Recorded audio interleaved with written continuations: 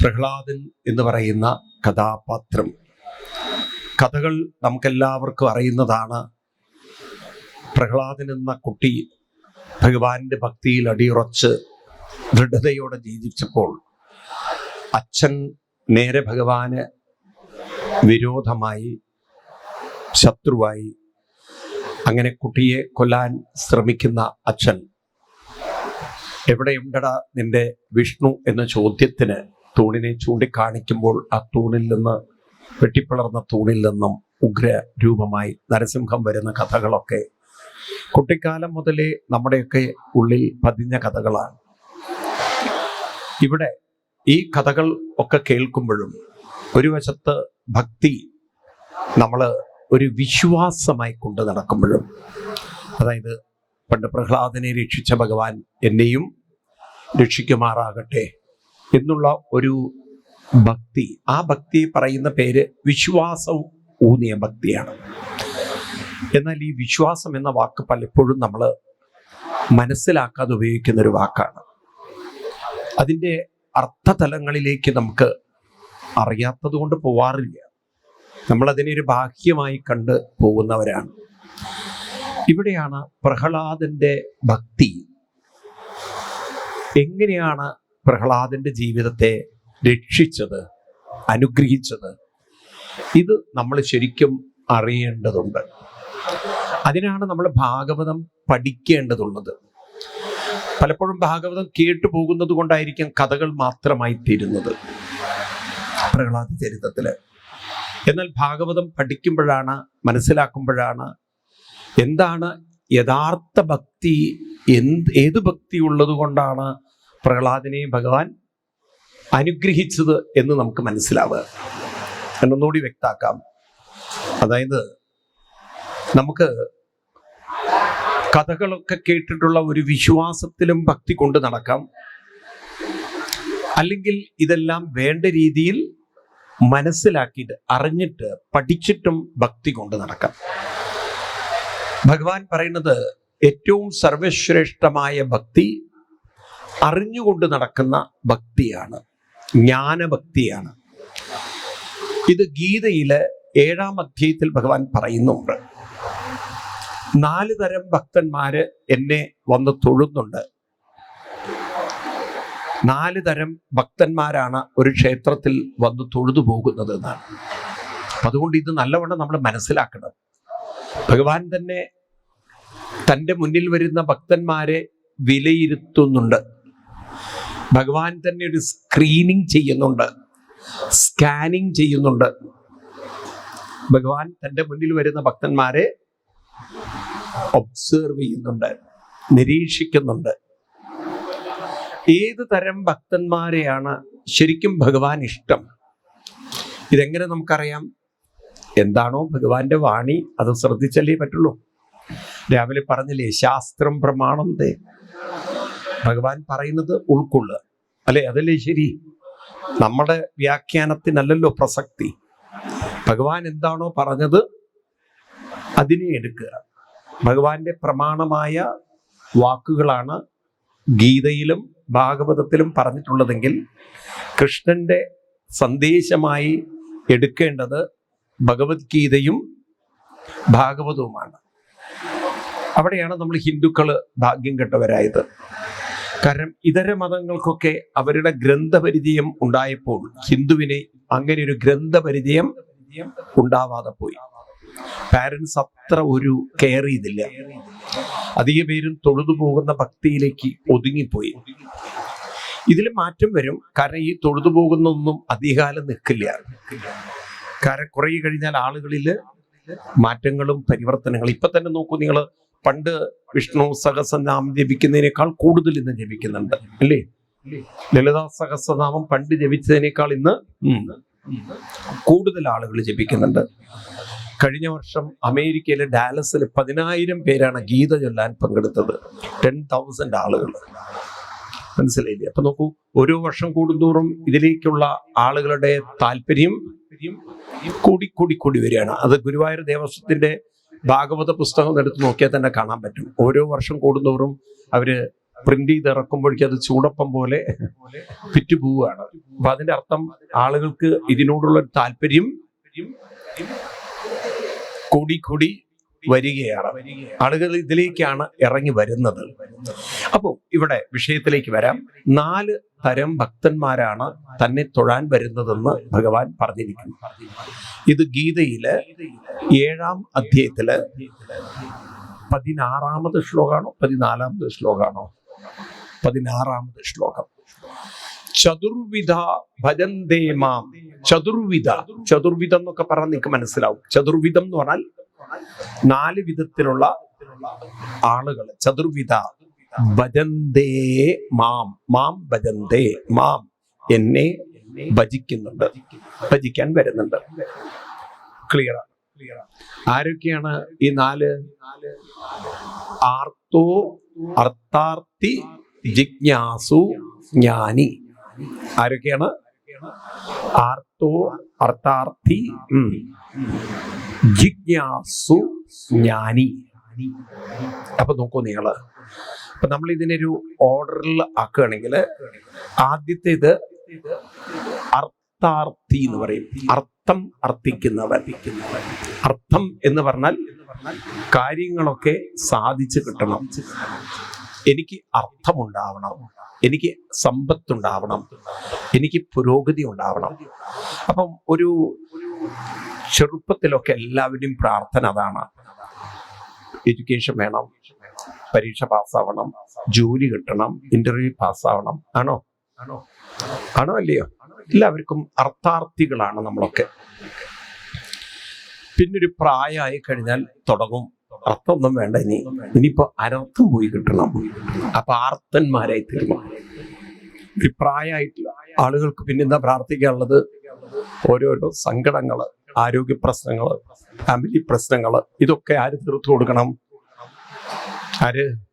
ഭഗവാൻ. അവരെ വിളിക്കുന്ന പേരാണ് ആർത്തന്മാര്. ആർത്തനാഥം എന്നൊക്കെ കേൾക്കില്ലേ? ആർത്തം എന്ന് പറഞ്ഞാൽ വിഷമങ്ങളും പരിഭവങ്ങളും പ്രയാസങ്ങളും പറയുക. ഇതാണ് ഒരു കൂട്ടർ. എന്നാൽ ഭഗവാന്റെ മുന്നിൽ പോയി അർത്ഥം അർത്ഥിക്കുന്നുമില്ല, പരാതികളൊന്നും പറയാതെ ജിജ്ഞാസു എന്ന് പറയുന്ന ആ ഒരു വ്യക്തി എന്താണ് ജിജ്ഞാസു? ജിജ്ഞാസുവിനെ സംബന്ധിച്ച് തൻ്റെ പ്രശ്നങ്ങളോ തൻ്റെ ആഗ്രഹങ്ങളോ അല്ല important. I am not the person important. അവിടെ ഭഗവാനാണ് കൂടുതൽ പ്രാധാന്യം. ഞാൻ അമ്പലത്തിൽ വന്നിരിക്കുന്നത് എൻ്റെ ആഗ്രഹം പറയാൻ, എൻ്റെ ദുഃഖം പറയാനല്ല, ഭഗവാന്റെ നാമം പറയാൻ. ഭഗവാന്റെ തന്നെക്കാളും പ്രാധാന്യം ഭഗവാന് കൊടുക്കുന്നവരാണ് ജിജ്ഞാസു. തൻ്റെ കാര്യം പറയാനല്ലല്ലോ വന്നത്, തൻ്റെ വിഷമം പറയാനല്ലോ. അതൊക്കെ ആര് നോക്കിക്കോളൂ? അത് ഭഗവാൻ നോക്കിക്കോളൂ. ഞാൻ എന്തിനാ വന്നത്? ഭഗവാന്റെ നാമം ചൊല്ലാനാണ്, ഭഗവാന്റെ കാര്യത്തിൽ. അങ്ങനെയുള്ള ആൾക്കാരെ നിങ്ങൾക്ക് ഗുരുവായൂരൊക്കെ കാണാം. ഒരു പരാതിയില്ല, ഒരു പരിഭവങ്ങളും ഇല്ല, എല്ലാം സർവം കൃഷ്ണാർപ്പണം. ഭഗവാന്റെ നാമത്തിൽ അങ്ങനെ മുഴുകി അതിലങ്ങനെ ലയിച്ചിരിക്കുന്ന അങ്ങനെയുള്ള ഭക്തന്മാരെയാണ് എന്ത് പറയാ? ജിജ്ഞാസുവിന് ഐ ഇല്ല, എല്ലാം ഓൺലി ഭഗവാൻ. ആരെയുള്ളൂ? അവർക്ക് ഏതില്ല? ഐ, ഞാൻ ഞാൻ ഞാൻ, എൻ്റെ പ്രശ്നം, എൻ്റെ ആഗ്രഹം, എൻ്റെ എൻ്റെ എൻ്റെ എൻ്റെ എൻ്റെ എൻ്റെ നോ എൻ്റെ. ആരെയുള്ളൂ? ഭഗവാന്റെ നാമം, ഭഗവാന്റെ എല്ലാം ഭഗവാന്റെ. അപ്പൊ തന്നെ റീപ്ലേസ് ചെയ്ത് അവിടെ എല്ലാം ഭഗവാനെ വെക്കുന്ന ആ ഭക്തനാണ് ജിജ്ഞാസു. അങ്ങനെ ഒരു എവല്യൂഷൻ ഉണ്ട് ഭക്തിയില്, അല്ലേ? 4-ാമത്തെ ഭക്തനാണ് എന്ത്? ജ്ഞാനി. അപ്പൊ ജ്ഞാനിയെ സംബന്ധിച്ച് ജ്ഞാനി കാണുന്ന കാഴ്ച ടോട്ടലി ഡിഫറെന്റ് ആണ്. അവിടെ ഭഗവാന്റെ നാമം ചൊല്ലുന്നു എന്ന് മാത്രമല്ല, ഭഗവാൻ എപ്പോഴും കൂടെയുണ്ട്. ഭഗവാനാണ് കൊണ്ട് നടക്കുന്നത്. ഭഗവാനാണൊക്കെ കാര്യങ്ങൾ. എന്തു വരുന്നതും അത് ഭഗവാന്റെ ഇച്ഛയാണ്, പ്രസാദമാണ്. എല്ലാം സർവം കൃഷ്ണാർപ്പണം, കൃഷ്ണമയം. എല്ലാം ഭഗവാന്റെ മയമായി കാണുന്ന ആ ഒരു തലത്തിലേക്ക് ഉയർന്നവരാണ് ആര്? ഇപ്പൊ ജ്ഞാനി ഭക്തനെ ജ്ഞാനി ഒരിക്കലും അവരെ കാണുന്നത് ഒറ്റയ്ക്കല്ല. ഈ ചിലർക്കുണ്ടല്ലോ, കാറ്ററാക്ക് വന്നു കഴിഞ്ഞാൽ രണ്ടാളെ കാണും. ഈ കാറ്ററാക്കിന്റെ ദോഷം കൊണ്ട് വീട്ടിൽ രണ്ടുപേരെയൊക്കെ കാണാൻ തുടങ്ങും. ഇതുപോലെ ജ്ഞാനി രണ്ടുപേരെ കാണുന്നുണ്ട്. ആരൊക്കെയാണ്? ഭഗവാനെയും ആ ഭഗവാന്റെ ഒരു നിഴലിൽ അല്ലെങ്കിൽ ഭഗവാനോട് ചേർന്നൊരു തന്നെയും കാണാണ്.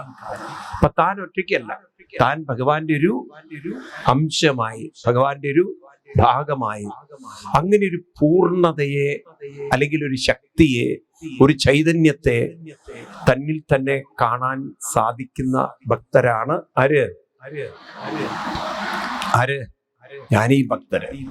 അപ്പൊ ആ ഒരു തലത്തിൽ എത്തിക്കഴിഞ്ഞാൽ പിന്നെ നിങ്ങൾക്ക് ബോധ്യാവും, ഇരിക്കുമ്പോഴും ആസീന സംവിശൻ തിഷ്ടൻ ഭുഞ്ചാന പര്യടൻ. ഇരിക്കുമ്പോഴും നടക്കുമ്പോഴും ഒക്കെ കൂടെ ആരുണ്ട്?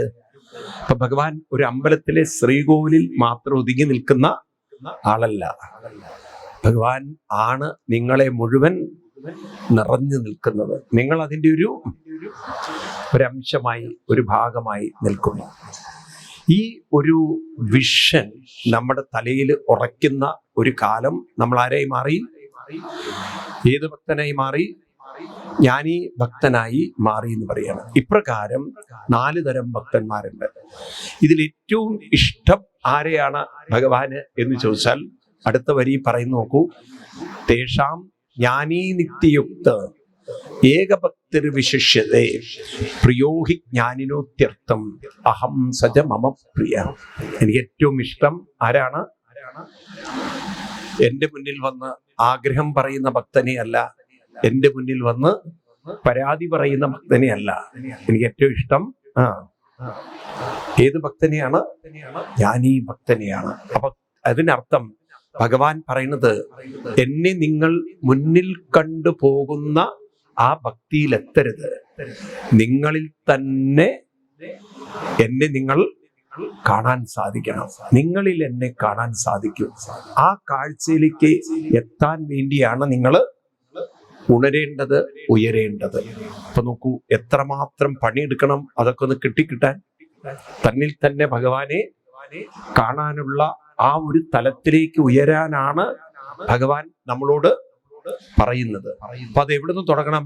ജിജ്ഞാസുവിൽ നിന്നും തുടങ്ങണം. ആരിൽ നിന്ന് തുടങ്ങണം? ഈ 2 വാക്കുകൾ നമ്മൾ മാറ്റണം. അമ്പലത്തിലെത്തിക്കഴിഞ്ഞാൽ എനിക്ക് വേണം, എന്റെ പ്രശ്നങ്ങൾ, ഈ എന്റെ എന്നത് കംപ്ലീറ്റ് അങ്ങോട്ട് ഇറേസ് ചെയ്തിട്ട് അവിടെ എന്താക്കണം? ഭഗവാന്റെ നാമം, ഭഗവാന്റെ സ്മരണം, ഭഗവാന്റെ കാര്യം എല്ലാം ഭഗവാൻ എന്നാക്കാൻ സാധിച്ചാൽ നമ്മൾ ജിജ്ഞാസുവായി. അതും കഴിഞ്ഞ് ഞാൻ എന്നതിൽ തന്നെ, ഈ ഞാൻ എന്ന് പറയുന്നത് തന്നെ ഭഗവാന്റെ ഒരു ചെറിയ അംശമാണ്. എന്നെ കൊണ്ട് നടക്കുന്നത് മുഴുവൻ ഭഗവാനാണ് എന്നൊരു തലത്തിലേക്ക് മനുഷ്യൻ ഉയരുമ്പോഴാണ് ആരായിത്തീരുന്നത്? ജ്ഞാനി ഭക്തൻ. അപ്പൊ ഇങ്ങനെ ഒരു എവല്യൂഷൻ, പരിണാമം നമ്മളിൽ ഓരോരുത്തരിലും ഉണ്ടാവണം. അതിന് തുടക്കം നമ്മൾ തുടങ്ങേണ്ടത് ജിജ്ഞാസുവിൽ നിന്നാണ്. ആരിൽ നിന്നാണ്? അതുകൊണ്ട് പ്രഹ്ലാദൻ പറയും, ഒരു യഥാർത്ഥ ഭക്തൻ ആരാണെന്ന് ചോദിച്ചാൽ ഭക്തലക്ഷണ ജിജ്ഞാസു എന്നാണ്. നിങ്ങൾ 7-ാം സ്കന്ധം ബുക്കുണ്ടെങ്കിൽ 10-ാമത് അധ്യായം, 7-ാം സ്കന്ധം 10-ാമത് അധ്യായം 7-10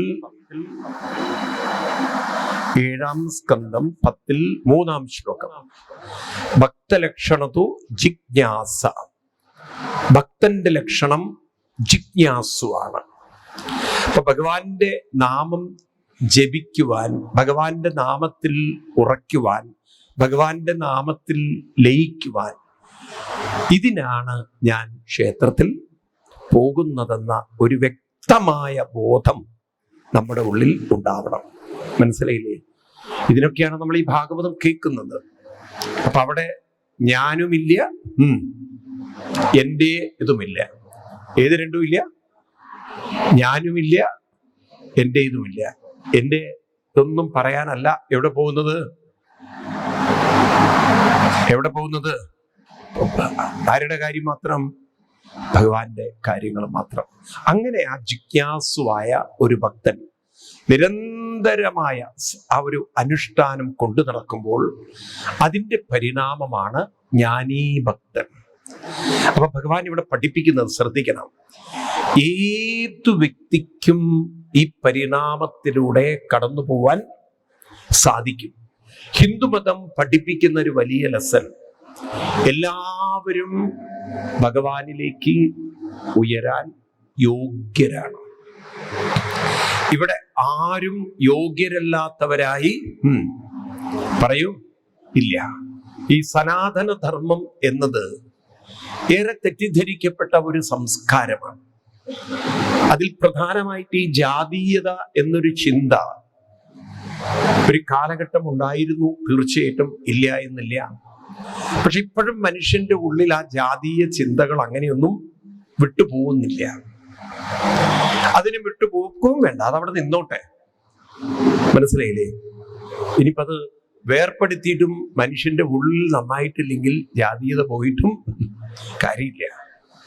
അപ്പൊ മനുഷ്യൻ എന്ത് വേണമെന്ന് ചോദിച്ചു കഴിഞ്ഞാൽ, അവനവൻ ഉയരാൻ തുടങ്ങിയാൽ ജാതീയതയ്ക്ക് അവിടെ യാതൊരു പ്രസക്തിയില്ല.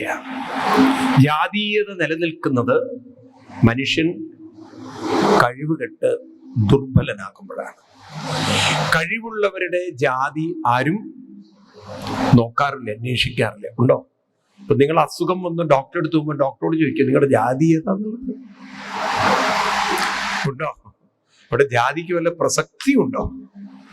നല്ല പ്രഗത്ഭനായൊരു ലോയർ, അല്ലെങ്കിൽ ഒരു എക്സ്പേർട്ട് ആയിട്ടുള്ള എഞ്ചിനീയർ, അല്ലെങ്കിൽ ഒരു വളരെ എക്കണോമിസ്റ്റ്, നമ്മുടെ ചാർട്ടേഡ് അക്കൗണ്ടന്റ്, ഇങ്ങനെയൊക്കെയുള്ള ആളുകൾ. ഇപ്പൊ നിങ്ങൾ കടയിൽ തന്നെ സാധനത്തിന് പോകുമ്പോൾ നല്ല രീതിയിൽ നിങ്ങൾക്കൊരു പ്രൈസിന് സാധനം തരുന്ന ഒരാളുടെ ജാതി നോക്കൂ. അങ്ങനെയാണെങ്കിൽ നമ്മളൊക്കെ കഴിക്കുന്ന ഭക്ഷണമൊക്കെ ശരിക്കും ആലോചിച്ച്, കേരളക്കാർ അധികം കഴിക്കുന്നത് ബംഗാളിയുടെയും ബീഹാറിയുടെയും വേർപ്പ് കഴിക്കുകയാണ്. ഇപ്പം അധ്വാനിച്ചിട്ടുള്ള വേർപ്പ അറിയോ നിങ്ങൾക്ക്? നിങ്ങൾ ആ ഒരു ഇവിടെയൊക്കെ പോകണം, പെരുമ്പാവൂര് ഭാഗത്തൊക്കെ പോയാൽ അവിടെ മുഴുവൻ ഈ പൊറോട്ട അടിക്കുന്നതൊക്കെ ബീഹാറിയും ബംഗാളിയാണ്. ഈ പൊറോട്ട അടിക്കുന്നത് കണ്ടിട്ടോ നിങ്ങള്? വേർത്ത് കുളിച്ച് അവന്റെ തലയിക്കെട്ടൊക്കെ വേർത്തിൽ കുളിച്ച് അവസാനം ഈ പൊറോട്ട അടിച്ചു കഴിഞ്ഞാൽ, രാവിലെയൊക്കെ പോകണം കാഴ്ച കാണണമെങ്കിൽ, ഈ പൊറോട്ടയൊക്കെ അടിച്ചിങ്ങനെ അവൻ പേസ്റ്റ് ആക്കി കഴിഞ്ഞാൽ ഈ തോർത്തെടുത്തിട്ട് അതിന്റെ മുകളിൽ കണ്ടിട്ടു. അങ്ങനെയാണ് അവൻ പഠിപ്പിക്കുന്നത്. മലയാളികൾ കഴിക്കുന്നത് എൻ്റെ വേർപ്പാണെന്ന്, ഞങ്ങളുടെ അധ്വാനമാണ്, കാലം പോയൊരു പോക്കോ. അപ്പോ ഇവിടെ ജീവിതത്തിൽ ഈ ഒരു പരമസത്യം എപ്പോഴും ഓർത്തുള്ള പ്രഹ്ലാദൻ പഠിപ്പിക്കുന്നത്, ഏതു വ്യക്തിക്കും മാനസികമായി ഉയരാൻ പറ്റും. അതുകൊണ്ട് സ്വയം നമ്മൾ തന്നെ നമ്മളെ താഴ്ത്തേണ്ട യാതൊരു കാര്യമില്ല. നിങ്ങളിൽ ദൈവീകത ഉള്ളതിനെ നിങ്ങൾ തന്നെ ഉയർത്തണം. ഗീതയില് 13-ാം അധ്യായത്തിൽ 29-ാം ശ്ലോകത്തില് നിങ്ങൾക്കൊക്കെ കൃഷ്ണനെ കാണാൻ ആഗ്രഹമില്ലേ? ആളുകളൊക്കെ കൃഷ്ണനെ കാണാനല്ലേ ഗുരുവായൂരിൽ വരുന്നത്? അല്ലേ? ആണോ? ഗുരുവായൂർ അമ്പലത്തിൽ വരുന്നത് എന്തിനാണ്? ആരെ കാണാനാണ്? പായസം വാങ്ങിച്ചു കുടിക്കാനല്ലല്ലോ. എല്ലാവരും ഗുരുവായൂരപ്പനെ കാണാൻ വരികയാണ്. ആണോ ഇല്ലയോ? അപ്പം ഗുരുവായൂരപ്പനെ ശരിക്കും ഗുരുവായൂരപ്പൻ പറയും തന്നെ എവിടെ കാണേണ്ടതെന്ന്, എവിടെയാണ് നിങ്ങൾ കാണേണ്ടതെന്ന് അവിടെ പറഞ്ഞു തരുന്നത്. ഗീതയില് 13-ാമത് അധ്യായത്തില് 29-ാമത് ശ്ലോകത്തില്, 28 or 29 സമം സർവേഷു ഭൂതേഷു തിഷ്ഠന്തം പരമേശ്വരം. സമം സർവേഷു ഭൂതേഷു തിഷ്ഠന്തം പരമേശ്വരം എന്ന് പറഞ്ഞാൽ എന്താർത്ഥം? സമം സർവേഷു ഭൂതേഷു, സമമായി തുല്യമായി സർവേഷു ഭൂതേഷു, എല്ലാ ഭൂതങ്ങളിലും. ഇപ്പൊ നോക്കൂ, അവിടെ ജാതീയതയ്ക്ക് വല്ല പ്രസക്തി ഉണ്ടോ? കൂടെ വന്നില്ല. സർവേഷു ഭൂതേഷു എന്ന് പറഞ്ഞാൽ ജാതീയതയ്ക്ക് വല്ല പ്രസക്തി ഉണ്ടോ? ഇല്ല. തിഷ്ടന്തം, ആര് തിഷ്ടന്തം? പരമേശ്വരം തിഷ്ട. തിഷ്ട എന്ന് പറഞ്ഞാൽ കുടികൊള്ളുന്നു, നിറഞ്ഞു നിൽക്കുന്നു. സർവേഷു ഭൂതേഷു പരമേശ്വരം തിഷ്ടന്തം. സർവഭൂതങ്ങളിലും ആരിയ്ക്കുന്നുണ്ട്? ഭഗവാൻ. പരമേശ്വരൻ എന്ന് പറഞ്ഞാൽ സാക്ഷാൽ ഭഗവാൻ ഇരിക്കുന്നുണ്ട്. അപ്പൊ അതുകൊണ്ട് ഭഗവാൻ എവിടെ കാണേണ്ടത്? വിനശ്യസ്സു. വിനശ്യസ്സു എന്ന് പറഞ്ഞാൽ വിനാശം ഉള്ള ഈ ശരീരത്തിൽ തന്നെ ആരെ കാണണം? അവിനശ്വന്തം ഭഗവാൻ. അവിനശ്വന്തം, വിനാശമില്ലാത്ത ഭഗവാനെ യപശ്യതി സപശ്യതി. ആര് കാണുന്നുവോ അവരാണ് ശരിക്കും കൃഷ്ണനെ കാണുന്നത്. അപ്പൊ നമുക്ക് കൃഷ്ണനെ ശരിക്കും കാണണമെങ്കിൽ എങ്ങോട്ട് നോക്കണം? എവിടേക്ക് നോക്കണം? ഭഗവാൻ പറയുന്ന ഈ ശ്ലോകം പ്രകാരമാണെങ്കിൽ എങ്ങോട്ട് നോക്കണം? മനസ്സിലായില്ല. സർവേഷു ഭൂതേഷു തിഷ്ടന്തം ഭഗവാൻ. എവിടെയാ നോക്കേണ്ടത്? വിനശ്യസ്സു, വിനാശമുള്ള ഈ ശരീരത്തിൽ യപശ്യതി സപശ്യതി. ആര് കാണുന്നുവോ അവരാണ് ഭഗവാനെ ശരിക്കും കാണുന്നത്. അപ്പൊ നമുക്ക് ആ ഭഗവാന്റെ ദർശനം ഏത് രൂപത്തിലാണ്? അത് ഗീതയിൽ 7:24 ഭഗവാൻ പറയുന്നുണ്ട്. നിങ്ങൾ എന്നെ കാണേണ്ടത്, എൻ്റെ ഒരു രൂപത്തെ നിങ്ങൾ നോക്കുമ്പോഴും ശ്രദ്ധിക്കുക, ഭഗവാനെ കാണേണ്ടത് ഏത് രൂപത്തിലാണ്? അത് ശരിക്കും ശ്രദ്ധിച്ചു കൊള്ളണം. ഭഗവാനെ കാണേണ്ടത് ഏത് രൂപത്തിലാണ്? അവ്യക്തം. ഏത് രൂപത്തിലാണ്? അല്ലാതെ നിങ്ങൾ എന്നെ വ്യക്തിം മന്യന്തേ, വ്യക്തിയായി മാനിച്ചാൽ, കണ്ടാൽ അബുദ്ധയ, ബുദ്ധിയില്ലാത്തവരായി മാറും. എന്റെ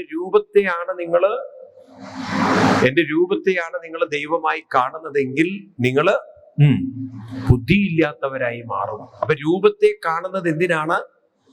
രൂപത്തിലൂടെ അവനവന്റെ ഉള്ളിലുള്ള കൃഷ്ണ തത്വത്തെ, കൃഷ്ണ സത്യത്തെ, കൃഷ്ണ യാഥാർത്ഥ്യത്തെ അറിയുവാൻ വേണ്ടിയിട്ടാണ്. കൃഷ്ണന്റെ രൂപവും കൃഷ്ണന്റെ തത്വവും. ഒരു വെളിച്ചം കാണുമ്പോൾ ചൂട് നമ്മൾ കാണാറില്ല. ചൂട് അനുഭവപ്പെടണമെങ്കിൽ അതൊന്ന് തൊട്ട് നോക്കണം. അപ്പോഴാണ് ആ ബൾബിന്റെ ചൂട് നമ്മൾ അറിയാം, അല്ലെങ്കിൽ അടുത്തിരിക്കണം. ഇതുപോലെ നമ്മൾ രൂപം കാണുമ്പോൾ ആ രൂപത്തിനെ രൂപമാക്കി വെക്കുന്നൊരു തത്വമുണ്ടെന്നറിയണം. അത് മനസ്സിലാക്കാൻ നിങ്ങളിലേക്ക് തന്നെ നോക്കണം.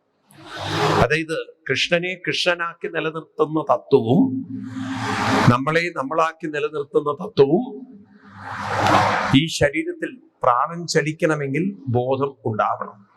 ഈ ശരീരത്തിൽ മനസ്സുണരണമെങ്കിൽ അത് കൃഷ്ണന്റെ ശരീരത്തിലായാലും നമ്മുടെ ശരീരത്തിലായാലും നിയമമെല്ലാം പറയൂ ഒന്നാണ്. അപ്പൊ കൃഷ്ണൻ ശരിക്കും ആരാണ്? ശരിക്കും കൃഷ്ണൻ ആരാണ്? അത് നമ്മൾ പഠിച്ചിരുന്നു. കൃഷ്ണന്റെ ആ ഒരു ചിത്രം കിട്ടുമായിരുന്നു. ഈ ഒരു സ്തുതി അല്ലെങ്കിൽ ഈ ഒരു മന്ത്രം നിങ്ങളൊക്കെ ബൈഹാർട്ട് പഠിക്കണം. കൃഷ്ണൻ ആരാണ്? ഇത് ഭാഗവതത്തിൽ 10-ാം സ്കന്ധത്തിൽ 59-ാമത് അധ്യായത്തിൽ 27-ാം ശ്ലോകത്തിൽ വ്യാസഭഗവാൻ എഴുതി വച്ചിട്ടുണ്ട്. ഭഗവാനെ ഏത് രൂപത്തിലാണ് കാണേണ്ടത്, അല്ലെങ്കിൽ ശരിക്കും ഭഗവാന്റെ രൂപം ഏതാണ്? അപ്പൊ ഭഗവാനെ കൂടുതലും വർണ്ണിക്കുന്നത് നമ്മൾ ഈ കാണുന്ന കൃഷ്ണന്റെ രൂപമാണ്. ഗുരുവായൂരമ്പലത്തിൽ കാണുന്ന ഉണ്ണിക്കണ്ണനായിട്ട്, അമ്പാടിക്കണ്ണനായിട്ട്, ഓടക്കൊള്ളെടുത്ത കടലായിട്ട്, പട്ടുകോണെടുത്ത കണ്ണകനായിട്ട് ഒക്കെയാണ് നമ്മൾ കാണുന്നത്. ആ രൂപത്തെ വർണ്ണിക്കുമ്പോഴും ഭഗവാന്റെ ശരിക്കുള്ള രൂപം ഏതാണ്? ഭഗവാന്റെ ആ രൂപത്തെയാണ് ഇവിടെ 10-ാം സ്കന്ധത്തില് 59-ാമത് അധ്യായത്തില് 27-ാം ശ്ലോകത്തിൽ വർണ്ണിക്കുന്നത്. അപ്പൊ അവിടെ എന്താ പറയുന്നത്? എല്ലാവരും ഒന്ന് ചൊല്ലൂ. നമോ ഭഗവതേ തുഭ്യം, നമോ ഭഗവതേ തുഭ്യം, വാസുദേവായ വിഷ്ണവേ, പുരുഷായ ആദിബീജായ പൂർണ്ണബോധായ തേ നമഃ. ആരാണ് ഭഗവാൻ? ഓം നമോ ഭഗവതേ തുഭ്യം വാസുദേവായ വിഷ്ണവേ പുരുഷായാദിബീജായ പൂർണ്ണബോധായ തേ നമഃ. ചൊല്ലു എല്ലാവരും. ഓം നമോ ഭഗവതേ തുഭ്യം. ഞാൻ പറയുന്നത് ആവർത്തിക്കൂ. ഓം നമോ ഭഗവതേ തുഭ്യം വാസുദേവായ വിഷ്ണവേ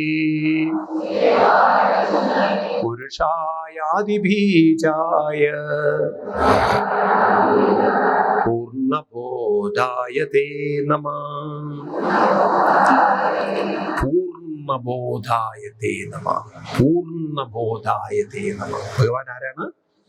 പൂർണ്ണബോധം. ഇപ്പൊ നമ്മളിൽ ബോധമുണ്ട്, ഭഗവാൻ പൂർണ്ണബോധമാണ്. ആ പൂർണ്ണതയിലല്ല ഇപ്പൊ നമ്മൾ നിൽക്കുന്നത്. നമ്മളിപ്പം നിൽക്കുന്നത് അംശബോധത്തിലാണ്. ഏത് ബോധത്തിലാണ്? അപ്പൊ നമ്മൾ ആ അംശബോധത്തിൽ നിന്നും പൂർണ്ണബോധത്തിലേക്ക് ഉയരുമ്പോൾ നമ്മളും ഭഗവാനും ആരായി?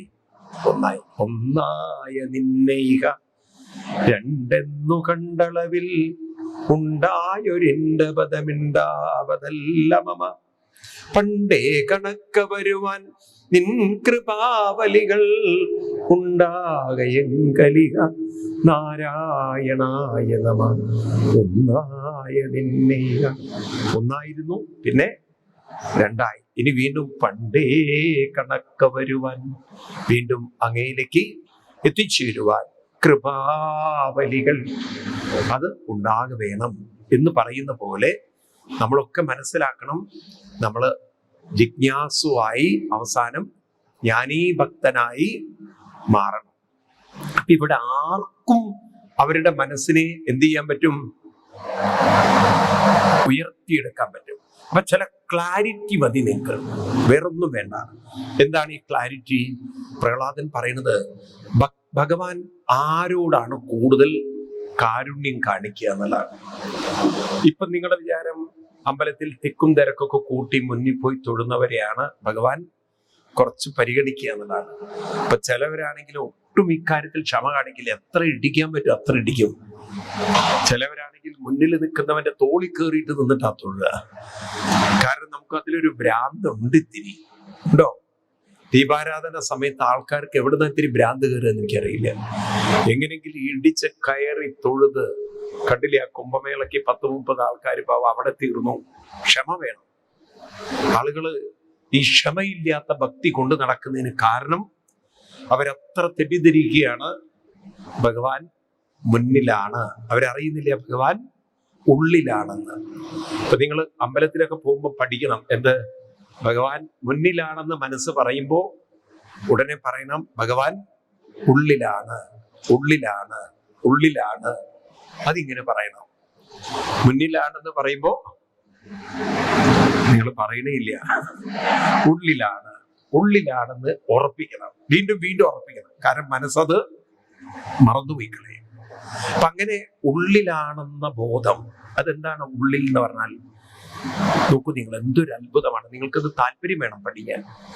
ഭഗവാനെ ഋഷിവര്യന്മാരെ വിളിച്ചത് ആത്മാ എന്ന ശബ്ദമാണ്. ഹിന്ദു മതത്തിൽ മാത്രമാണ് ഭഗവാന് ആത്മാ എന്നൊരു ശബ്ദം. മറ്റു മതങ്ങളിലൊന്നും ഇല്ല. നമ്മൾ ഈ ശബ്ദത്തിന് വലിയ അർത്ഥം കൊടുത്തിട്ടില്ല, അല്ലെങ്കിൽ അർത്ഥം മനസ്സിലാക്കിയിട്ടില്ല. അതുകൊണ്ട് ഞാൻ പറയും, ഇപ്പോഴും ഹിന്ദുക്കളായിട്ടില്ല. V R 99% ക്രിസ്ത്യനൈസ്ഡ് ഹിന്ദുക്കളാണ്. രൂപം കൊണ്ട് ഹിന്ദുവാണ്, ആരാധന രീതി മുഴുവൻ ക്രിസ്ത്യൻസ് കൊണ്ട് നടക്കുന്നതാണ്. കാരണം അവരെ സംബന്ധിച്ച് ദൈവം പുറത്താണ്. ഹിന്ദു മതത്തിൽ ദൈവം ആത്മാവാണ്. നിങ്ങൾ നോക്കൂ, ആവർത്തിച്ച് കൃഷ്ണൻ ഗീതയിലും ഭാഗവതത്തിലും ഇത് പറയുന്നത്. ചില ശ്ലോകങ്ങൾ നിങ്ങളുടെ ശ്രദ്ധയിലേക്ക് കൊണ്ടുവരാം. ഒന്ന് നോക്കുക. ഗീതയില് 10-ാം അധ്യായത്തില് 61-ാം ശ്ലോകം എടുക്കുക. ഇതൊക്കെ വേണമെങ്കിൽ നമുക്ക് ഉൾക്കൊള്ളാം. 10-61 ഗീതയിൽ 10-61 ഈശ്വര 63 അല്ലേ? സോറി, 18. ഞാൻ ആ ചാപ്റ്റർ പറഞ്ഞ് തെറ്റിപ്പോയതാ. ചാപ്റ്റർ 18 18 61. 18th ചാപ്റ്ററിലാണ് അത് വരിക. ആണോ? ശരിയാണോ? ശ്ലോകം 61 അല്ലേ? കറക്റ്റ് ആണ്. ഇങ്ങനെ ഒരു അബദ്ധം പെട്ടെന്ന് പറഞ്ഞു, സോറി. ഈശ്വര സർവഭൂതാനാം ഹൃദ്ദേശേ തിഷ്ഠതി. വളരെ ശ്രദ്ധിച്ച് മനസ്സിലാക്കണം. ഗീതയിൽ ഉറപ്പിച്ചു പറയാണ്, ഈശ്വരൻ സർവഭൂതങ്ങളുടെയും പറയൂ ഹൃദയത്തിൽ. അപ്പൊ ഇത് ആണോ ഉൾക്കൊള്ളേണ്ടത്, അതോ ഈശ്വരൻ പുറത്താണ് എന്നതാണോ നമ്മൾ ഉറപ്പിക്കേണ്ടത്? ഇതിലേത് ആണ് ഉറപ്പിക്കേണ്ടത്? ഗീതയിൽ പറഞ്ഞ കാര്യം അനുസരിക്കേണ്ടതുണ്ടോ? വേണ്ട. അപ്പൊ നമ്മൾ ആ ഒരു മെച്യൂരിറ്റിയിലേക്ക് വരണ്ടേ? പുറത്ത് കാണുന്നതല്ല, ഈശ്വരൻ ഉള്ളിലാണ്. ഇനി അടുത്ത ചോദ്യം, ഏത് രൂപത്തിലാണ്? അപ്പൊ 10ൽ 20ലേക്ക് പോകണം. 10ൽ 20.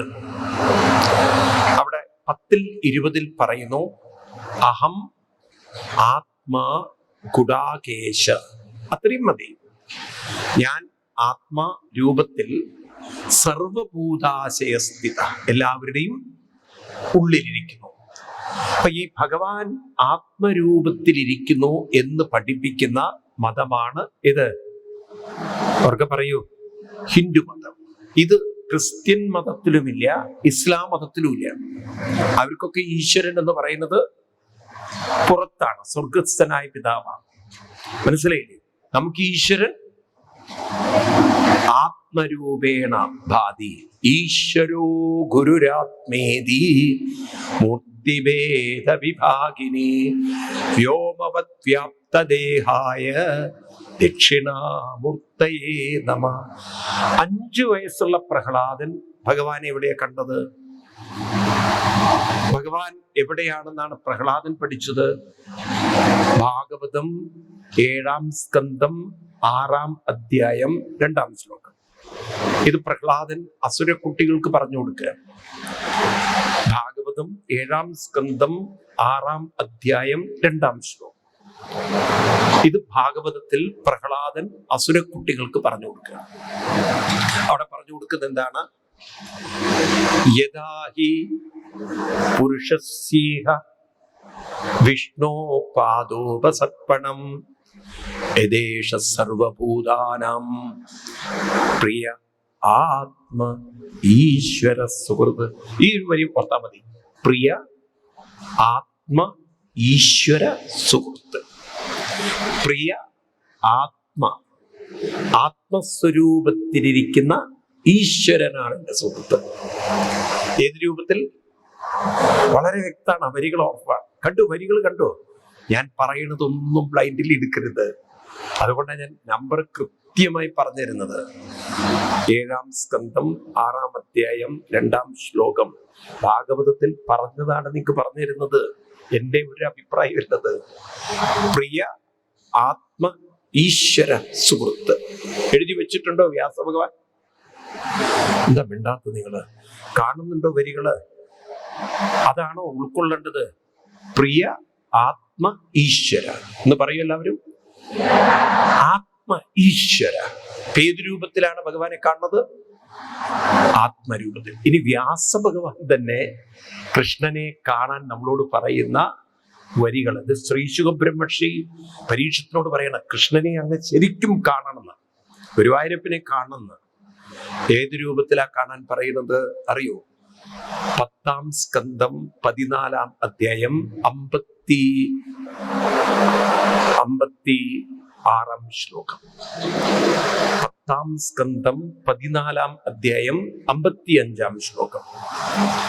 10ാം സ്കന്ധം ഭാഗവതം മൂലം 55ാമത് ശ്ലോകം.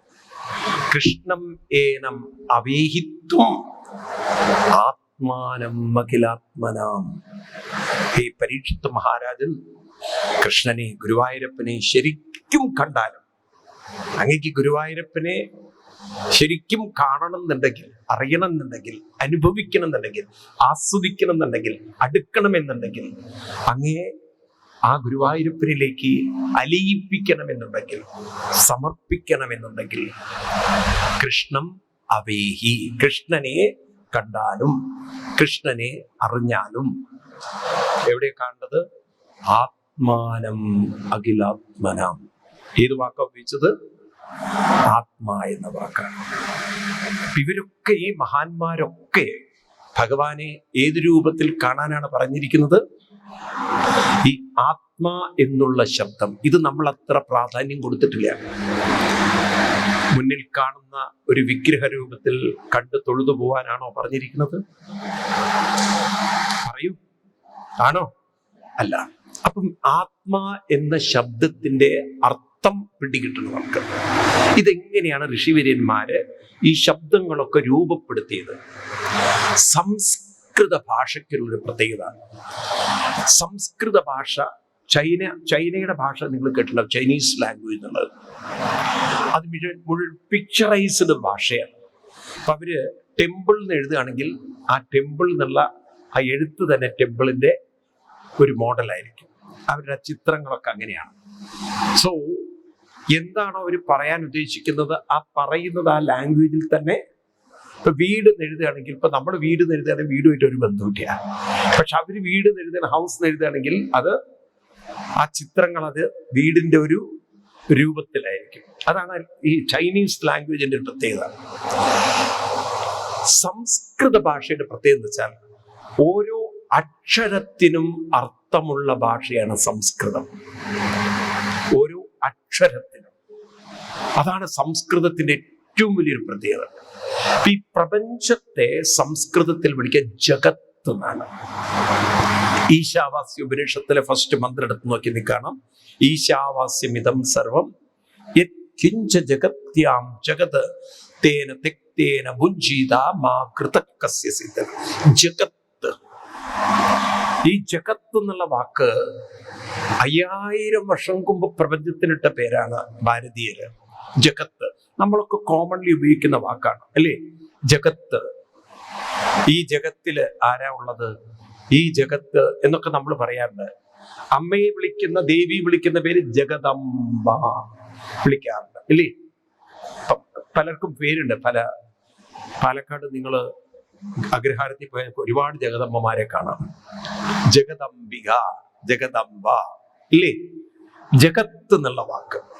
അപ്പൊ ജഗത്ത് എന്നുള്ള ശബ്ദത്തിന്റെ അർത്ഥം എന്താണ് എന്ന് നോക്കിയാൽ, ആദിശങ്കരാചാര്യ സ്വാമികൾ, ഇത് വേദത്തിലുള്ളതാണ്. ആദിശങ്കരാചാര്യ സ്വാമികൾ അതൊക്കെ ഒന്ന് പൊടി തട്ടി നമുക്കൊന്നുകൂടി കാണിച്ചു തന്നു മാത്രം. അതിന് വ്യാഖ്യാനം കൊടുത്തിരിക്കുന്നത് ജായതേ ഗച്ഛതി തിഷ്ഠതി ഇത്യവ ജഗത്ത് എന്നാണ്. ജായതേ പറഞ്ഞാൽ that which is born. Born എന്ന് പറഞ്ഞാൽ മാനിഫെസ്റ്റഡ്, പ്രകടമായത്. പിന്നെ ഇത് ഗച്ഛതി, ജ മീൻസ് ജായതേ, ഗ മീൻസ് ഗച്ഛതി. ഗച്ഛതി പറഞ്ഞാൽ പോകുന്നു, താന്ന് പറഞ്ഞാൽ തിഷ്ഠതി. ഇത് നിങ്ങൾക്ക് പറയുമ്പോൾ ഒരു വികാരം ഉണ്ടാവില്ല, എനിക്കറിയാം. അതായത് ഈ കാണുന്ന രൂപങ്ങളൊക്കെ സൂക്ഷ്മമായ ഊർജത്തിൽ നിന്നും ജനിച്ചതാണ്, മാനിഫെസ്റ്റഡ് ആണ്. ഇനി ഇതെന്ത് ചെയ്യണു? ഒന്നും പെർമനന്റ് അല്ല. ഗച്ഛതി, കീപ് ഓൺ മൂവിങ്. അമ്പലത്തിന്റെ ഉള്ളിൽ പോയ കേൾക്കാറില്ലേ? മുന്നോട്ട് പോകും, മുന്നോട്ട് പോകും, മുന്നോട്ട് പോകും. അതന്നെ ഈ ഗുരുവായൂർ അമ്പലത്തില് കല്യാണം നടത്തുമ്പോൾ ശ്രദ്ധിച്ചിട്ടുണ്ടോ നിങ്ങൾ? അവിടെ ഇപ്പോഴൊക്കെ പോയി, പണ്ട് കാലത്തായിരുന്നു. അവിടെ ആ മണ്ഡപത്തിൽ കല്യാണം നടത്തുമ്പോൾ ഇവിടെ എല്ലാറ്റിനും കോയ്മക്കാരുണ്ട്. നിനക്കറിയോ അമ്പലത്തിന്റെ പ്രത്യേകത? ഇവിടെ മേൽശാന്തിയുണ്ട്, തന്ത്രി ഉണ്ടെങ്കിലും ഇവിടെ പൂജിക്കാൻ ചില കോയ്മയുണ്ട്. അതിനെ ഓദിക്കന്മാരെന്ന് പറയും. 4 ജില്ലക്കാർക്ക് ഓദിക്കന്മാർക്ക്, അവർക്ക് എപ്പോ വേണമെങ്കിലും അവർക്ക് റൂട്ടുണ്ട്, ഒരിതുണ്ട്, അവർക്ക് അകത്ത് കയറി പോയി. ഇതുപോലെ ഈ കഴകത്തിന് 10 വാര്യർ സമാജത്തിന്, വാര്യർ ഗ്രൂപ്പിന് അവർക്കൊരു അവകാശമുണ്ട്. പിന്നെ ചില നമ്പീശന്മാർക്ക് ഒരു അവകാശമുണ്ട്. പലർക്കും ഇങ്ങനെ ഓരോന്ന്, അരി കുത്താൻ അവകാശം, എല്ലാറ്റിനും അവകാശങ്ങളാണ്. ഇതുപോലെ ആ മണ്ഡപത്തിൽ മാല എടുത്തു കൊടുക്കാൻ അതിനും അവകാശം, എല്ലാറ്റിനും അവകാശമുള്ള ഒരു സ്ഥലമാണ് ഗുരുവായൂർ. അപ്പൊ ഈ കല്യാണ മണ്ഡപത്തിൽ പോയി കല്യാണം നടത്തും ആൾക്കാർ. അപ്പൊ ഈ അവിടെ ഈ തുളസിമാലയൊക്കെ കൊണ്ടുവന്ന് കൊടുക്കുന്ന ഈ ആൾക്കാർക്ക് അവിടെ അതിന്റെ പണി ചെയ്യുന്നവര്, കാര്യകർത്താക്കൾക്ക് അവർക്ക് ധൃതിയാണ്, അവർക്ക് 100 കൂട്ടം പണിയുണ്ട്. ഇവരെ കെട്ട് കഴിഞ്ഞിട്ട് വേണം അടുത്ത കെട്ട്. അപ്പൊ അവരിത്തിരി ധൃതി വെക്കും. ഇവരിങ്ങനെ ടുണ്ടുണ്ടുണ്ടുണ്ടു പാവം ജീവിതത്തിന്റെ ആദ്യത്തെ പടിയിലേക്ക് കടക്കുകയാണ്. നാളെ എന്തൊക്കെയാണെന്ന് അറിയില്ല എന്നൊക്കെ പറഞ്ഞിട്ടുള്ള ഒരു ഭയങ്കര ടെൻഷനിലൊക്കെ ആയിരിക്കും ആണും പെണ്ണും കല്യാണ മണ്ഡപത്തിലൊക്കെ കയറുന്നത്. അപ്പോഴേക്കും ഇവര് പറയും, അങ്ങോട്ട് ബഹളം വെച്ചിട്ട് പറയും, ഇത് വേഗം കല്യാണം മാലയിടാൻ പറയും. 2 പേർക്കും മാലയൊക്കെ കൊടുക്കും അമ്പലത്തില്. അത് കഴിഞ്ഞാൽ കൈ ചേർത്ത് വെച്ചിട്ട് പറയും, ഇനി അങ്ങോട്ട് കറങ്ങിക്കൊള്ളുന്നു. കല്യാണം കഴിഞ്ഞ ഫസ്റ്റ് കിട്ടുന്ന അനുഗ്രഹമാണ്. അന്ന് തുടങ്ങും ഈ പാവങ്ങള് എന്ത് കറക്കം തുടങ്ങും, അവിടുന്ന് തുടങ്ങും. എന്നാ അമ്പലത്തിൽ ചെന്നിട്ട് ഭഗവാനോട് പറയാം, കറക്കല്ലേ ഭഗവാനെ, കറക്ക ഒഴിവാക്കാനാണ് കെട്ടിയത്. അപ്പൊ അവിടെ ചെല്ലുമ്പം അവിടുത്തെ 2 കാവൽക്കാര് ചുറ്റി വരൂ. അപ്പൊ ജീവിതം മുഴുവൻ ഈ ചുറ്റിക്കറക്കം തന്നെ. ഗുരുവായൂരിൽ വെച്ച് മിക്കവാറും കല്യാണം കഴിഞ്ഞാൽ കിട്ടുന്ന അനുഗ്രഹമാണ് എന്ത്? ചുറ്റിക്കറക്കം. കറങ്ങിയിട്ട് വാ. ആരും ഭഗവാൻ അറിയാം, കുറെ കറങ്ങി എന്റെ അടുത്ത് തന്നെ വരും എന്നുള്ളത്. ലാസ്റ്റ് എവിടെ വരുള്ളൂ? ഭഗവാന്റെ അടുത്ത് വരുന്നുള്ളത്. അപ്പൊ അതുകൊണ്ട് ഈ ഒരു കാര്യം ഓർക്കുക. ഭഗവാനെ ശരിക്കും നിങ്ങൾക്ക് അനുഭവിക്കണം എന്നുണ്ടെങ്കിൽ എവിടേക്ക് തന്നെ നോക്കണം? അവേഹിത്വം ആത്മാനം അഖിലാത്മനം. ഈ ആത്മാ എന്നുള്ള വാക്ക് ശ്രദ്ധിക്കുക. ആ എന്ന അക്ഷരത്തിന് ആ മനസ്സ് ആവിർഭവതി. മനസ്സ് എവിടെ നിന്നാണോ ഉണരുന്നത്, ആവിർഭാവം എന്ന ശബ്ദത്തിൽ നിന്നാണ് ആ എടുത്തിരിക്കുന്നത്. വളരെ ശ്രദ്ധിക്കണം, എന്നാലേ മനസ്സിലാവുള്ളൂ. മനസ്സ് ഉണർന്നാലേ പ്രപഞ്ചാനുഭവം ഉള്ളൂ നമുക്ക്. അപ്പൊ മനസ്സ് എവിടെ നിന്ന് ഉണർന്നു എന്നതാണ് ഋഷിവര്യന്മാരെ കണ്ടെത്തിയത്. അപ്പൊ എവിടെ നിന്നാണോ മനസ്സ് ഉണരുന്നത് അത് പൂർണ്ണബോധത്തിൽ നിന്ന്. അത് തന്നെയാണ് ഗുരുവായൂരപ്പൻ. അപ്പൊ നമ്മുടെ മനസ്സിനെ ഉണർത്തുന്ന പൂർണ്ണബോധമാണ് ആര്? ഗുരുവായൂരപ്പൻ. ഇത് നിങ്ങൾക്ക് ക്ലിയർ ആവണം. കണ്ണുമനമാകുന്ന കണ്ണതിൻ പൊരുൾ. അപ്പൊ നിങ്ങൾക്ക് മനസ്സിലാവും. അത് മർക്കന്നലാതി വെളിവൊക്കെ ഗ്രഹിക്കുമൊരു കണ്ണുമനമാകുന്ന കണ്ണതിൻ. അപ്പൊ നിങ്ങൾക്ക് മനസ്സിലാവും രമണ മഹർഷിയും പറയുന്നത് ആത്മദർശനം കൃഷ്ണദർശനം. കൃഷ്ണയുടെ കണ്ടത് ആത്മദർശനം. മനസ്സിലായി? കൃഷ്ണനെ ശരിക്കും കാണണമെങ്കിൽ, കാരണം കൃഷ്ണൻ ആത്മാവാണ്. അപ്പൊ മനസ്സ് ഉണർന്നു വരുന്ന മനസ്സ് ബോധത്തിന്റെ ഒരു അംശമാണ്. അതുകൊണ്ടാണ് ഭഗവാൻ പറയുന്നത് എല്ലാവരും എൻ്റെ അംശമാണ്. എല്ലാവരും ആരുടെ അംശം? അപ്പൊ നമുക്കിത് തോന്നിയില്ല. നമ്മൾ ആരാന്ന് ചോദിച്ചു കഴിഞ്ഞാൽ ഞാനും ഭഗവാനും തമ്മിൽ ഒരു ബന്ധമില്ല. ഞാൻ എന്ന് പറഞ്ഞാൽ ഞാൻ തന്നെ. എന്നെ മനസ്സിലായില്ലേ ഭഗവാനെ എന്ന്? എല്ലാ മാസവും ഒന്ന് തൊഴുന്ന ആളല്ലേ ഞാൻ. അപ്പൊ ഭഗവാൻ ആരാണ്? എൻ്റെ ഓർഡർ അനുസരിച്ച് എനിക്ക് സപ്ലൈ ചെയ്യുന്ന ഒരാള്. എനിക്ക് എന്തൊക്കെ വേണോ അതൊക്കെ പറഞ്ഞാൽ ആര് നടത്തി തരണം? ഇപ്പൊ ഞാൻ വലിയവനും ഭഗവാൻ എൻ്റെ നടത്താലോ, ശരി, എന്താ വേണ്ടത്? കല്യാണമോ നടത്തി തരാം. അപ്പൊ നമ്മുടെ ഒരു ആശ്രിതനായിട്ട് നമ്മൾ പറയുന്ന കൽപ്പനകൾ, എന്നിട്ടോ നമ്മളാണെങ്കിൽ പറയുന്നത് നടത്തി തന്ന പാൽപ്പായസം കഴിപ്പിക്കാന്ന്. അതിൻ്റെ ഒരു കുറവിലാണ് ആര് ഇരിക്കുന്നത്? ഭഗവാൻ ഇരിക്കുന്നത്. നിങ്ങള് ഇല്ലേ? അപ്പം ഭഗവാൻ പഠിപ്പിക്കുന്നത് ഞാനെന്ന ഭാവമതു തോന്നണ്ട. ഈ ഞാനൊന്നും അധികകാലം വണ്ടി ഓടില്ല. അതിന് 2-4 ദിനം കൊണ്ട് ഒരുത്തനെ തോളിലേറ്റുന്നതും താഴെ ഇറക്കുന്നതും ഒക്കെ കഴിഞ്ഞ കാലം അല്ലേ? ഇത്രയുള്ളൂ. അതുകൊണ്ട് ഉള്ളിൽ ബോധം വേണം. ഞാൻ എന്നത് അവിടുത്തെ അംശോഹം. ആരാണ്? ഞാൻ അവിടുത്തെ ഒരു അംശം. അവിടുന്ന് പൂർണ്ണം. ആരാണ് അവിടുന്ന്?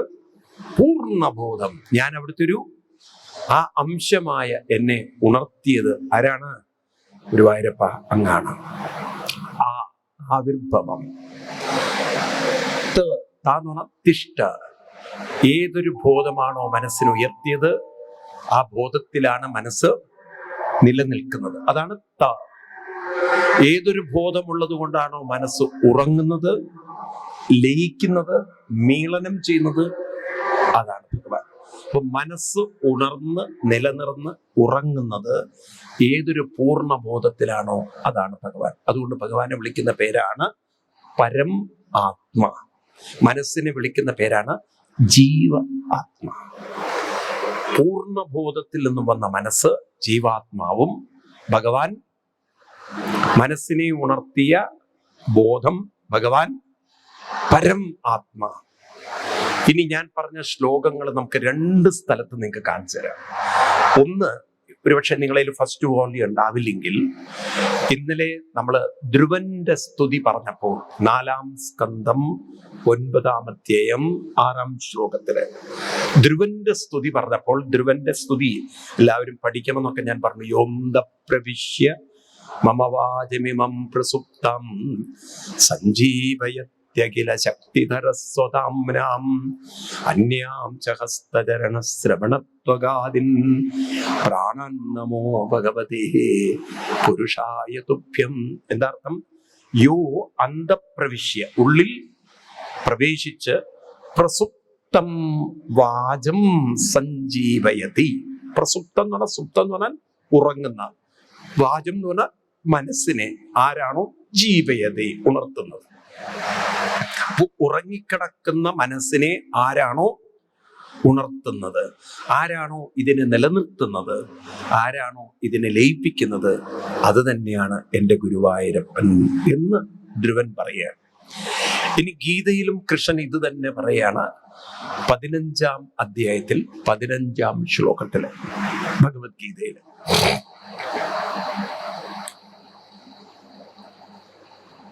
15-ാം അധ്യായത്തില് 15-ാം ശ്ലോകത്തില് സർവസ്യചാഹം ഹൃദി സന്നിവിഷ്ട. കണ്ടോ ശ്ലോകം? കണ്ടോ?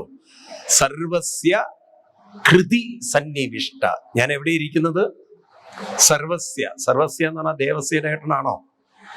സർവസ്യ എന്ന് പറഞ്ഞാൽ എല്ലാവരുടെയും ഹൃദി. ഹൃദി എന്ന് പറഞ്ഞാൽ ഹൃദയത്തിൽ. അഹം സന്നിവിഷ്ട, ഞാൻ ഇരിക്കുന്നു. മത്ത.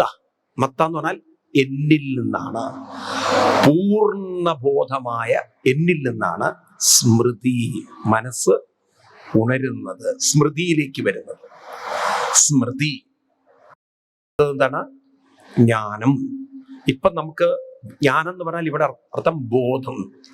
ഇപ്പൊ ഞാൻ നിങ്ങളെ കാണുന്നു, നിങ്ങൾ എന്നെ കാണുന്നു, എനിക്ക് ജ്ഞാനമുണ്ട് എന്ന് പറയാൻ ബോധമുണ്ട്. ഈ ബോധം ഉള്ള ഒരവസ്ഥ എനിക്ക് കിട്ടിയത് എന്നെ ബോധം ഉണർത്തിയത് കൊണ്ടാണ്. ആ ബോധം ഞാൻ ഉണ്ടാക്കിയതാണോ? ബോധം നമ്മൾ ഉണ്ടാക്കിയതാണോ? പറയൂ, ആണോ? ഒരു കൊച്ചു കുഞ്ഞ് ജനിച്ചു വരുമ്പോ തന്നെ ആ കുഞ്ഞിന്റെ ഉള്ളിലുള്ള ബോധം, ആ കുഞ്ഞിന്റെ ഉള്ളിലുള്ള ബോധം എന്ന ഊർജം ആ കുഞ്ഞുണ്ടാക്കിയതാണോ? ആണോ? എന്താ മിണ്ടാത്തത്? നമ്മളാരും ഉണ്ടാക്കിയതല്ല. അപ്പൊ ആ ബോധത്തിൽ നിന്ന് ഉണർന്ന്, അല്ലേ? ആണോ? പറയുന്നത് ശരിയാണോ? ശരീരം രാവിലെ ഉണർന്നു വരുമ്പോൾ നമ്മുടെ ദേഹമല്ലല്ലോ മനസ്സിനെ ഉണർത്തുന്നത്. അത് ക്ലിയർ ആയിട്ട് മനസ്സിലാക്കണം. ദേഹമാണോ ഉണർത്തുന്നത്? അല്ല, മനസ്സുണർന്നതിന് ശേഷമാണ്, മനസ്സുണർന്നതിന് ശേഷമാണ് ദേഹം ഉണരുന്നത്. മനസ്സിലായില്ലേ? അപ്പൊ മനസ്സിനെ ആര് ഉണർത്തി? അത് തന്നെയാണ് ഗുരുവായൂരപ്പൻ. അപ്പം ജ്ഞാനം, അപോഹനം. അപോഹനം എന്ന് പറഞ്ഞാൽ ഉറക്കം, മനസ്സ് കെട്ടടങ്ങുക, എല്ലാം മറന്നു പോവുക, എല്ലാം അലിഞ്ഞു പോവുക. ഇതൊക്കെ മത്ത, എന്നിലാണ് ഇതൊക്കെ സംഭവിക്കുന്നത്. ഞാൻ ആണ് ഇതിന്റെ പിന്നിലുള്ളത്. കണ്ണിനു കണ്ണുമനമാകുന്ന കണ്ണ്. ക്ലിയർ ആണോ ഈ പറയുന്നത്? മനസ്സിലാവുണ്ടോ നിക്ക്? ഇപ്പൊ ഗുരുവായൂരപ്പൻ എവിടെയുണ്ട്? ഉള്ളിൽ നമ്മളെ ഉണർത്തി, നമ്മളെ നിലനിർത്തി, നമ്മളെ കൊണ്ടു നടക്കുന്നത് മുഴുവൻ ഭഗവാനാണെന്നുള്ളൊരു ബോധത്തിലേക്ക് നമ്മൾ ഉണരണം. നമുക്കിപ്പോൾ അത് മനസ്സിലായാൽ പോലും അതിലേക്കൊന്ന് ഉയരാനുണ്ട്. ഈ ഉയരാനാണ് ജപവും സാധനകളും നമ്മൾ നിരന്തരം കൊണ്ടു നടക്കുന്നത്. അതിന് ആരും യോഗ്യരാണ്. അതുകൊണ്ട് ഈ ചില ആളുകൾക്കൊക്കെ തെറ്റിദ്ധാരണയുള്ളത് ജാതിയൊക്കെ ഉണ്ടോ എന്നുള്ളത്. അങ്ങനെ ഒരു ജാതിയും ഇല്ല. ഇതൊക്കെ വെറുതെ വിഡ്ഢിത്തരത്തിൽ ആളുകൾ ചിന്തിക്കുകയാണ്. അടുത്ത ദിവസം ഒരു സ്വാമിജി തന്നെ പറഞ്ഞു, ഷർട്ട് വിട്ടുപോകുന്ന അമ്പലങ്ങളൊക്കെ പോയാൽ മതി. ഞാൻ പറയും, സ്വാമിജിയുടെ അല്പത്തരം കൊണ്ട് സ്വാമിജി അത് പറഞ്ഞത്. നിങ്ങൾ ഷർട്ട് ഇട്ടാലെന്ത്, ഷർട്ട് ഇട്ടില്ലേ? ഷർട്ടിനെ കുറിച്ചല്ല ഇവിടെ ചിന്തിക്കേണ്ടത്. ഇവിടെ ചിന്തിക്കേണ്ടത് മനസ്സിനെ ഉയർത്തേണ്ട കാര്യമാണ്. പാവം അദ്ദേഹം ഒരു നാരായണ ഗുരു പ്രസ്ഥാനത്തിലെ സ്വാമിജിയാണ്. ആ നാരായണ ഗുരുദേവൻ പോലും ഷർട്ട് ഇടാതെയാണ് നടന്നത്, അല്ലേ? ശരിയല്ലേ? ആ ഗുരുദേവൻ പോലും ഒരു ഷർട്ട് ഇടാതെ നടക്കുന്ന ഒരാളായിരുന്നു. ഷർട്ടിനല്ല പ്രാധാന്യം, മനസ്സിലായില്ലേ? നിങ്ങൾ ഏത് കുലത്തിൽ ജനിച്ചവരാവട്ടെ, അതാണ് ആദി ശങ്കരാചാര്യ സ്വാമികൾ പഠിപ്പിക്കണം. നോക്കൂ നിങ്ങൾ, ചണ്ടാളോസ്തു ദ്വിജോസ്തു യേഷാ ഗുരുർമമാന്നാണ്. നിങ്ങൾ മാനസികമായി ഉയർന്നാൽ ഗുരുവായൂരപ്പനാണ് നിങ്ങൾ. ഗുരുവായൂരപ്പൻ കൊണ്ടുവരണം. പിന്നെ എന്ത് ജാതി അവിടെ? നോക്കൂ നിങ്ങൾ, ഗോപികമാരുടെ ജാതി നോക്കിയിട്ടാണോ കൃഷ്ണൻ അനുഗ്രഹിച്ചത്? ഗുരുവായൂരപ്പൻ തന്നെ പറയുന്ന വരികളുണ്ട് ഗോപികമാരോട്, പാരേഹം നിരവധ്യ സംയുതാം. 10-ാം സ്കന്ധം 30-ാം അധ്യായത്തിൽ ഏറ്റവും ഒടുവിലത്തെ വരിയില്, നിരവധ്യസം, എത്ര ജന്മമെടുക്കേണ്ടി വരും എനിക്കറിയില്ല ഗോപികമാരെ. കാരണം നിങ്ങൾ ചെയ്തിരിക്കുന്ന നിങ്ങളുടെ ആ ഭക്തി അത്രയും സർവശ്രേഷ്ഠമാണ്. നിങ്ങളുടെ ഭക്തി അത്രയും സർവശ്രേഷ്ഠമാണ്. നിങ്ങളുടെ പാദരേണുക്കളെങ്കിലും ഞാൻ എടുത്ത് എൻ്റെ ശിരസിലിട്ടോട്ടെ എന്നാണ് കൃഷ്ണൻ പറയുന്നത്. ആ ഗോപികമാർ എത്രമാത്രം ആദരവോടെ ബഹുമാനത്തോടെയാണ് കൃഷ്ണൻ കാണുന്നത്. ഭാഗവതത്തിൽ 10-ാം സ്കന്ധം 30-ാമത് അധ്യായത്തിൽ 10-ാം സ്കന്ധം 30-ാമത് അധ്യായത്തിൽ ആ ശ്ലോകം ഇതാണ്. ഇതെല്ലാം ഒന്ന് ഓർത്തു വെച്ചോളൂ. ഈ ഭാഗവതത്തിൽ പറഞ്ഞിരിക്കുന്ന കാര്യങ്ങളാണ് നിങ്ങൾക്ക് ഈ പറഞ്ഞു തരുന്നത്.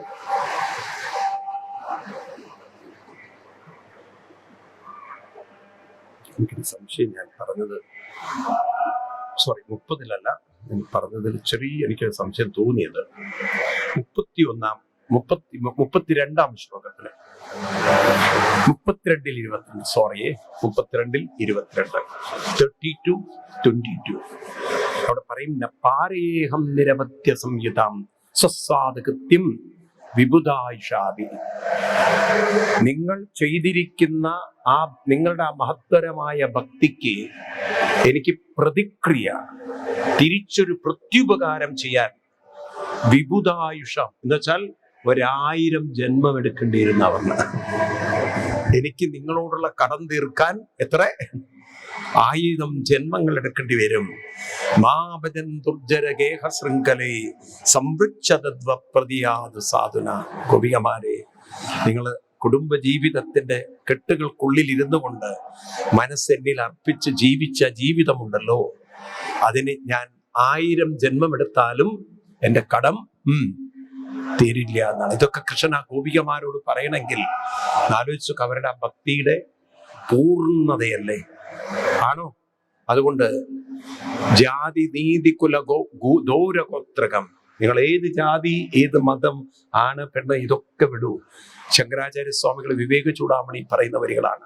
ജാതി നീതി കുല ഗോത്രദൂരകം, ഇതൊക്കെ ഈ ചിന്തകളൊക്കെ വിട്ടിട്ട് ഒറ്റ കാര്യം, ഭാവയാമി തത്. ആരെ ഭാവയാമി? ഭഗവാനെ തന്നെ ഭാവയാമി. അങ്ങനെ നോക്കൂ, ആരുണരുന്നുണ്ടോ അവരൊക്കെ ഭഗവാൻ ആദരിച്ചിട്ടേ ഉള്ളൂ. ഒരു ശബരി ദേവിയുടെ അടുത്ത് എന്ന് ഭഗവാൻ ആ ശബരിയെ നമസ്കരിച്ചത് കുലം നോക്കിക്കൊണ്ടല്ല, ആണോ? ആ ഭക്തിയുടെ മഹത്വം കൊണ്ടാണ്. അപ്പൊ ഭക്തി ഉണ്ടോ ഭഗവാൻ അനുഗ്രഹിക്കും. ഭക്തി ഉണ്ടാവണമെങ്കിൽ എന്ത് വേണം? മനസ്സിനെ നാമജപാദികളിൽ പൂർണ്ണമായി സമർപ്പിക്കണം. ഇതാണ് ഭക്തി എന്നുള്ള ബോധം വേണം. എൻ്റെ ഉള്ളിലാണ് ആരുള്ളത്? ഭഗവാനുള്ളത്. അത് നാമജപത്തിലൂടെ മനസ്സിനെ അർപ്പിച്ച് ഭഗവാൻ പറയണത് നാമത്തിലൂടെ എന്നിലേക്ക് എത്തിച്ചേരാൻ സാധിക്കും. ആ ഒരൊറ്റ ശ്ലോകം കൂടി കണ്ട് നമുക്ക് നിർത്താം. ഇത് ഏകാദശ സ്കന്ധം 11-ാം സ്കന്ധം 14-ാം അധ്യായത്തില് 27-ാം ശ്ലോകത്തിൽ പറയും. ഭാഗവതമാണ്. ഭാഗവതത്തിൽ പറയും,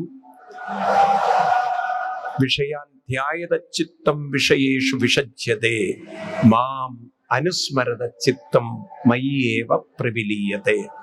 ഈ ഒരു വരി എല്ലാവരും ഒന്ന് റിപ്പീറ്റ് ചെയ്യണം. മാം, മാം എന്ന് പറഞ്ഞാൽ എന്താണ്? രാവിലത്തെ മാം അല്ല. മാം എന്ന് പറഞ്ഞാൽ എന്നെ. മാം, സംസ്കൃതത്തിൽ മാം എന്ന് പറഞ്ഞാൽ മലയാളത്തിലെ മാം അല്ല. മാം എന്ന് പറഞ്ഞാൽ എന്നെ.